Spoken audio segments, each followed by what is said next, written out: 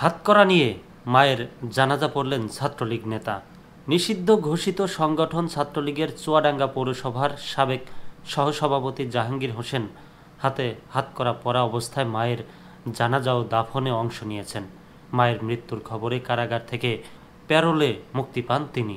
মঙ্গলবার 10 ডিসেম্বর বিকেল 4টার দিকে জাহাঙ্গীর প্যারোলে 4 ঘন্টার জন্য মুক্তি পান। এর আগে সকাল 9টার দিকে জাহাঙ্গীরের মা আলেয়া খাতুন 70 বছর বয়সী নিজ বাড়িতে মারা যান।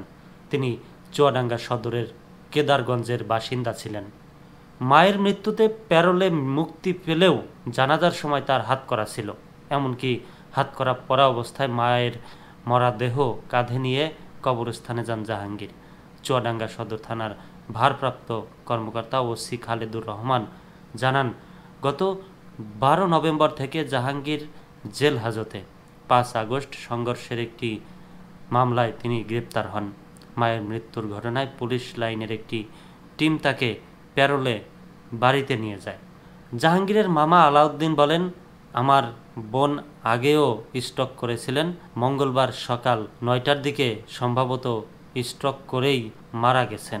তিনি আরও বলেন, জাহাঙ্গীর জানাজায় অংশ নিয়ে মায়ের জন্য মোনাজাত করতে পেরেছে, এতে আমরা সন্তুষ্ট।